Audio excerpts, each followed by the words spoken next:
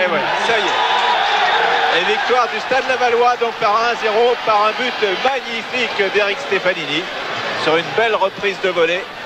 Alors que nous voyons cette dernière action et ce beau vol plané sur la piscine du stade Francis Lebasser. Alors Charles, vous avez la priorité bien entendu si vous interceptez qui que ce soit parmi tous les acteurs. Je retrouve Pierre d'abord qui doit être un petit peu déçu d'avoir fait un bon match puis de perdre 1-0. Oui, déçu, enfin, sur votre logique, je pense que la victoire Lavallois est tout à fait méritée, étant donné le pressing qu'ils nous ont imposé pendant 90 minutes. Et c'est pour ça que cette équipe Lavallois est sympathique à tout le monde, c'est que jusqu'à la fin, vous voyez, elle croit à sa chance et je pense que c'est mérité. Votre équipe, vous vouliez qu'elle ait un esprit de coupe, vous n'avez pas été déçu? Non, pas du tout. Justement, notamment à l'occasion des matchs à domicile, il faudra que mes joueurs démontrent autant d'agressivité, autant de détermination, puisque nous pourrons nous sauver, nous pourrons maintenir le Stade Rennais en première division à condition de manifester chez nous des qualités morales telles que nous avons démontrées ce soir. Merci Pierre.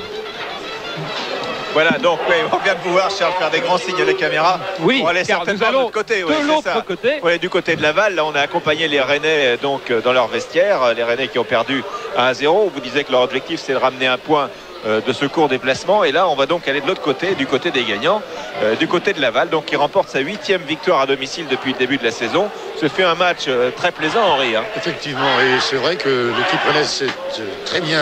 Attendez, on va écouter ce qui se passe dans les vestiaires.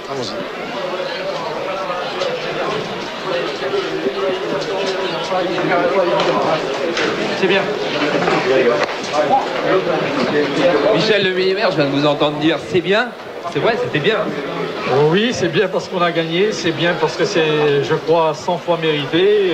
On a réussi à contourner le bloc rennais, c'était pas une chose facile car ils étaient bien organisés, agressifs dans le bon sens du terme et ils ont livré un match tout à fait méritoire à l'extérieur, mais je pense quand même qu'il aurait été dommage qu'on ne gagne pas ce soir. Elle était encore bien dans l'esprit de Laval, hein, dans votre esprit, courageuse, dynamique, généreuse.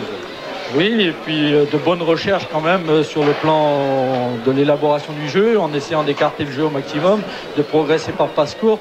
Mais il est évident que les Rennais regroupés ne nous facilitaient pas la tâche et on a eu bien du mal à trouver la faille.